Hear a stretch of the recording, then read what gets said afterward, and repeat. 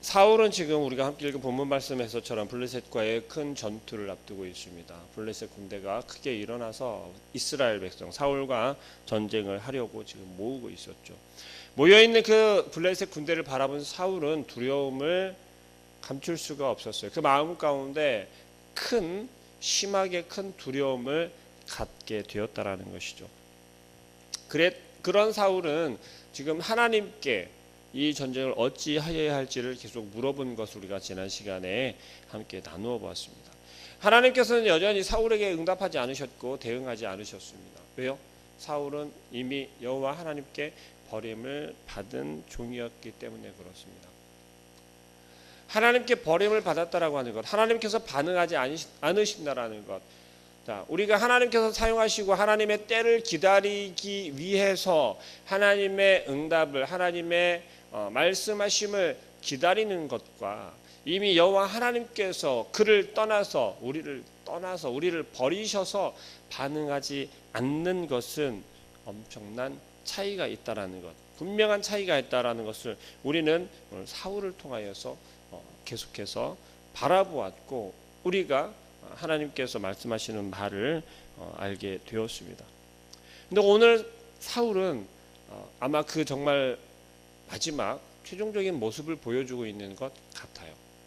왜냐하면 여호와 하나님께서 반응하지 않으시고 그 사울을 버렸다라는 것을, 자기 자신을 버렸다는 것을, 함께하지 않는다라는 것을 여호와께서 선하게 역사하시는 것이 아니라 악한 영이 임하여서 사울을 자꾸 고꾸라지고 넘어지게 하며 그 마음 가운데 정말 악한 마음이 들게 하는 것을 사울은 느꼈을 것이고 알았을 것인데, 지금 보여주는, 우리가 함께 읽은 본문 말씀에서 보여주는 것은 사울은 이제 아예 완전히 여호와 하나님을 생각하지 않게 된 모습을 볼 수 있습니다. 어찌 그렇습니까? 여호와 하나님께 부르짖었고 기도했고 선지자를 통해서 혹은 우림을 통해서 하나님의 뜻을 구하였는데 하나님께서 반응하지 않았다라고 그렇게 이야기를 하고 있습니다. 사울은 하나님께 구할 때, 오늘 사무엘을 불러 올려서 하나님의 뜻을 구하였을 때 어떻게 구하였는지를 15절 하반절에서 그렇게 이야기를 해요. 블레셋 사람들은 나를 향하여 군대를 일으켰고 하나님은 나를 떠나서 다시는 선지자로도 꿈으로도 내게 대답하지 아니하시기로라고 이야기를 해요. 우리가 이 말 꼭 기억해 보아야 할 것입니다. 우리가 무엇을 행할 때, 어떠한 문제나 일에 봉착되어서 우리가 그 문제에 대해서 해결 방법을 찾으려 할 때, 혹은 의지하려 할 때 하나님을 찾는 것은 하나님의 자녀된, 하나님의 종된 우리의 모습으로 너무나도 당연한 것인 줄로 믿습니다. 그런데 어떠십니까? 사울이 행하는 바처럼 하나님께서 반응하지 않는다라고 해서 기다려야 할 때를 기다리지 아니하고 기다리지 못하고 그의 마음에 합한 대로 행했던 것을 우리는 기억합니다. 그것을 바라보면서 우리는 어찌해야 할 바를 깨닫게 되는 것이죠. 왜요? 하나님의 때를 기다려야 한다라는 것을 우리는 너무나도 잘 보아왔고 배운다라는 것이죠.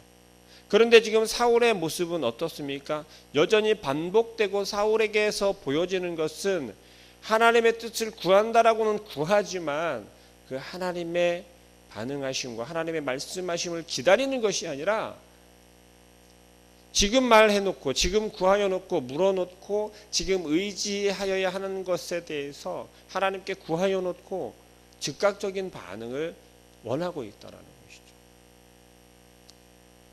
물론 지금 상황이 블레셋 군대가 일어나서 블레셋 사람들이 군대를 일으켜서 이스라엘에게 사울에게 정말 전쟁을 치르기 위해서 모여진 것을 보았어요. 급박한 상황이고 지금 당장 무슨 일이 일어날 것 같다라는 거죠. 우리에게도 보여지는 것은, 우리의 삶 속에서 나타나는 것은 어떤 것들이냐면, 지금 당장 이것을 해결하지 않으면, 지금 당장 내가 어떻게 움직이지 않으면, 행동하지 않으면 큰일이 날 것 같은 것들이 우리에게 너무나 많이 나타난다는 거죠. 우리의 삶 가운데 일어난다는 것이죠.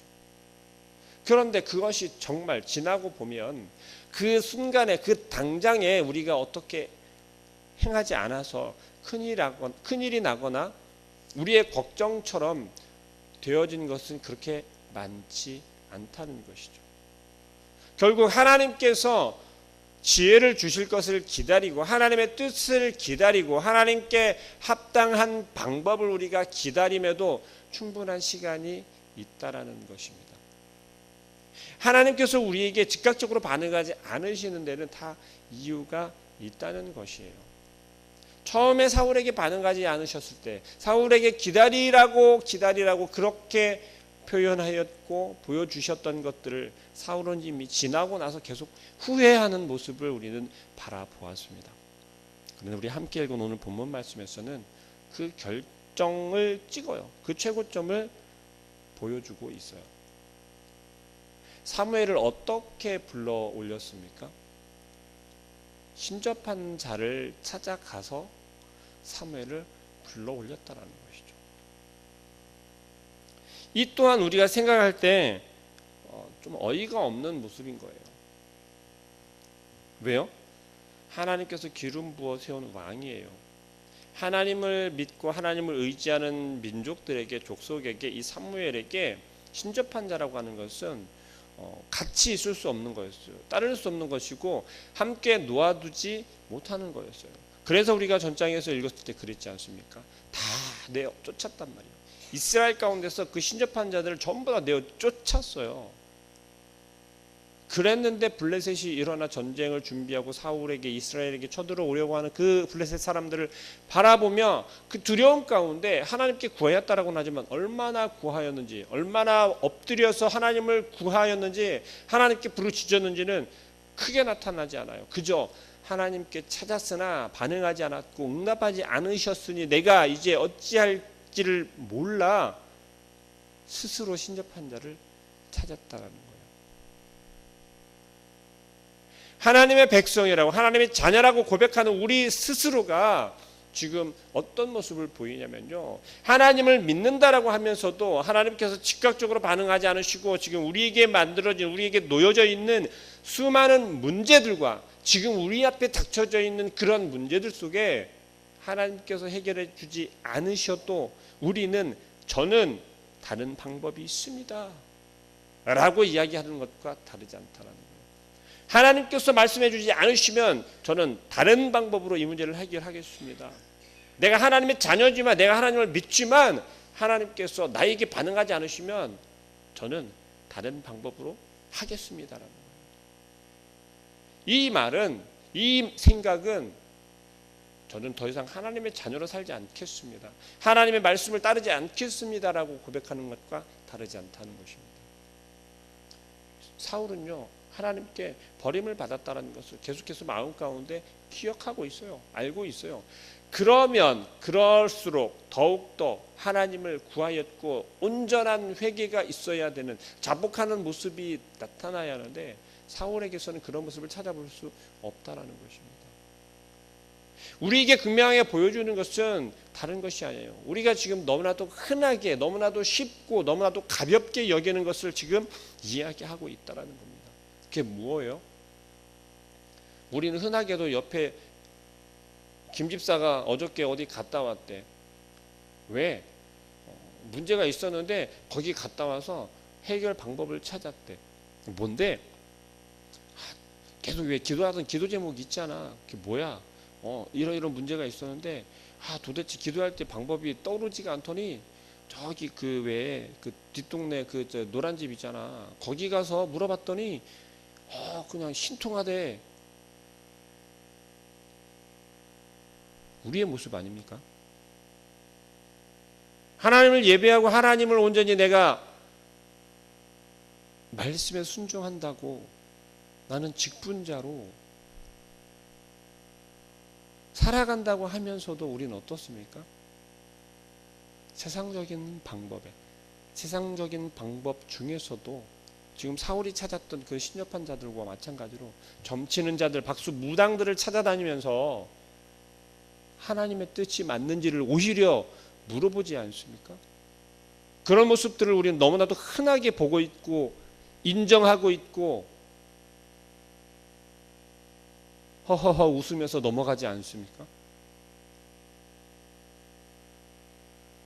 하나님께서는요 가장 싫어하시는 게 바로 그런 거예요. 사울을 통해서 분명하게 보여주고 있지 않습니까?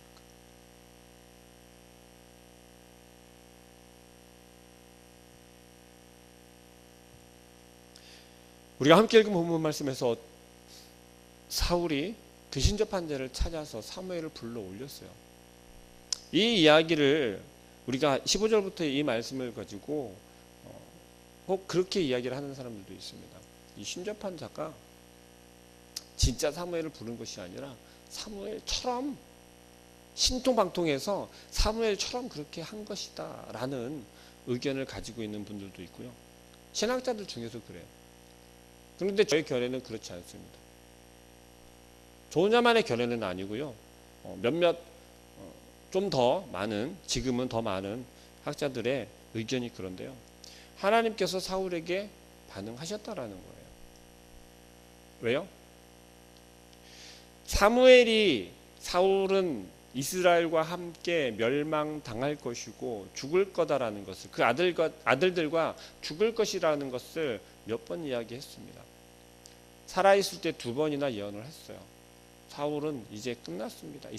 이스라엘과 함께 사라질 것입니다. 다음 이웃이 되는 내 이웃인 다윗에게로 이제 모든 것이 넘어갔습니다라고 살아생전에 2번 예언을 했어요. 그런데 오늘 나타나는 것처럼, 오늘 본문에서 보여주는 것처럼 사무엘이 나타나서 동일한 이야기를 하는데 그것이 3번째예요.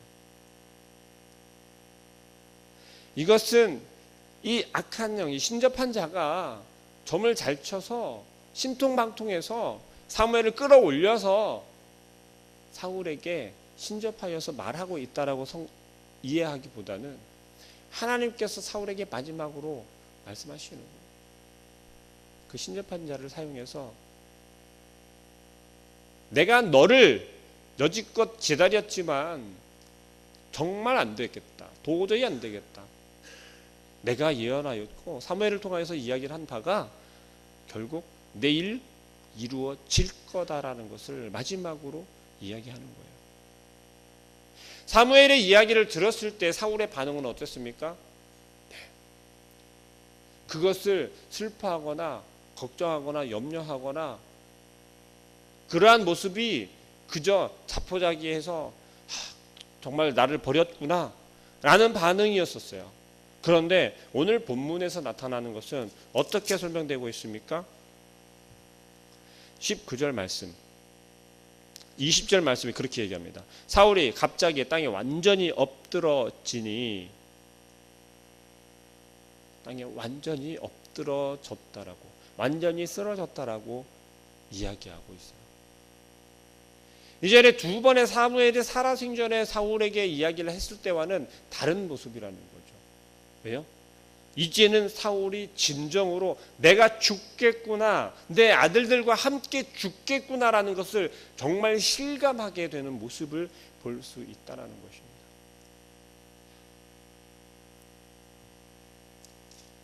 고대 시대 때는요, 이때는 사람이 죽으면 우리가 불교에서나 우리 한국 유교 세상에서 이야기를 할 때 죽으면 우리가 어떻게 된다고 하죠? 바로 어디로 가는 게 아니라 뭐 어디를 떠돌다가 간다고 하잖아요. 부처를 떠돈다고 하지 않습니까? 그런데 고대 시대 때는 어떤 사상이 있었냐면 성경에서 혹자들이 이야기를 하는 것, 그것이 스올이라고 하는 곳으로 표현이 되고 있어요. 그래서 지금 이 신접한 자가 사무엘을 끌어올린 것이 바로 그곳에서 끌어올린 것으로 그렇게도 이야기를 해요. 그런데 사실 그것은 성경에서 이야기를 하고 있는 바와 크게 맞지 않습니다. 의미적으로만 생각을 해 주셔야 되고요. 자꾸 이 이야기를 이야기하면서 그러한 부분들로 몰아가는 경우가 있습니다. 성경을 읽으면서도 우리는 그렇게 생각할 수가 있다라는 것이죠.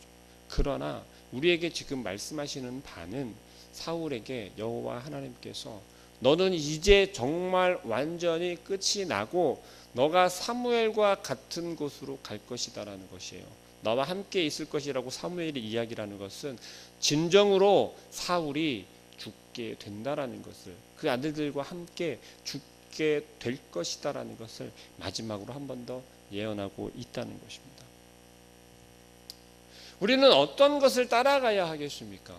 여러분의 삶 속에서 정말 어떤 모습을 보여주어야 하겠습니까?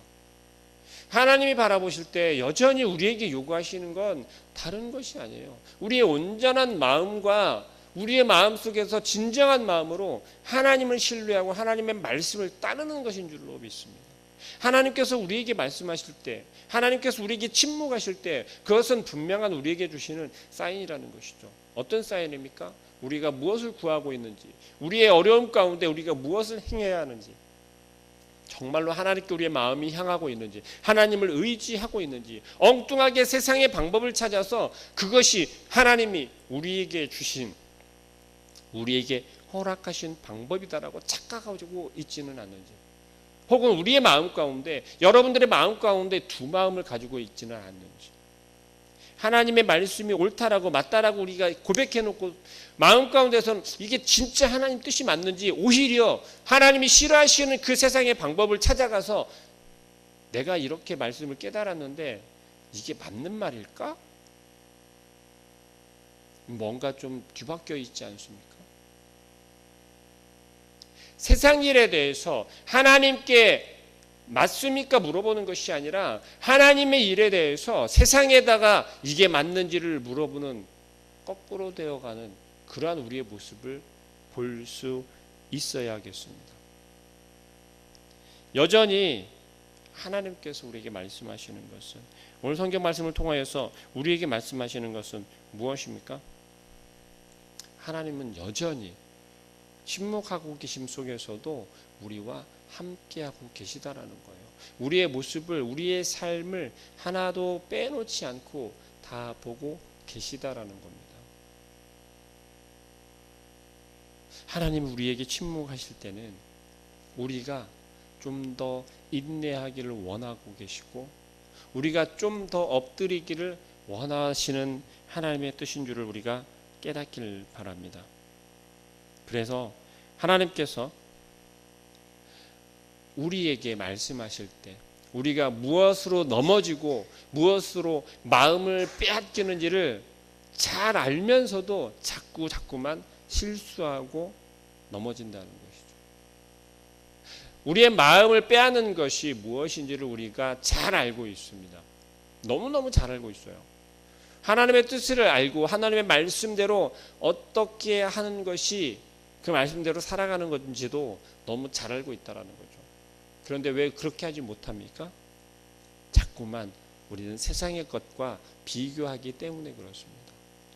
세상에서 내가 할 수 있는 것과 자꾸만 비교해보기 때문에 그렇습니다. 내가 자꾸 세상의 것으로 하나님의 일을, 하나님의 말씀을 행할 수, 순종할 수 있다라고 여기기 때문에 그렇습니다. 그러나 하나님께서 지금 사울을 통해서 말씀하시는 것은 세상의 방법으로는, 세상의 것으로는 하나님의 뜻과 하나님께서 원하시는 바를 이룰 수 없다라는 걸 분명하게 보여주고 계신 거예요. 그 결과는 사울 혼자만의 문제가 아니라는 거예요. 사울과 사울의 가족, 그 두 아들들 뿐만 아니라 이스라엘 전체에게 영향이 미친다라는 것입니다. 우리의 삶 속에 나 혼자의 실수가, 나 혼자만의 문제가 아니라 내 가족과 내 이웃들의 문제가 될 수 있다라는 거예요. 여러분들의 삶 속에서, 오늘 하루의 삶 속에서 분명하게 깨달으시고, 오늘 하루의 삶 속에서 세상의 방법을 보는 것이 아니라 세상의 방법을 붙잡고 그것으로 어떻게 해보려는 것이 아니라 하나님께 엎드리고 하나님께 기도하며, 하나님, 오늘 하루의 삶 속에서도 내 마음을 빼앗기는 세상의 방법이 무엇입니까? 우리의 눈을 현혹시키는 세상의 것이 무엇입니까? 내가 쫓아가고 있었던 세상의 것이 무엇입니까? 내가 우선으로 여기고 더 든든하게 믿고 있었던 세상의 것이 무엇인지를 볼 수 있게 해달라고, 깨달을 수 있게 해달라고, 분별할 수 있게 해달라고. 그래서 하나님께서 원하시고 하나님께서 오늘 하루 우리에게 원하시는 삶을 살아갈 수 있게 해달라고 기도하시는, 또 그러한 삶을 살아가시는 우리 모든 성도님들 되시길 소망합니다. 기도하겠습니다.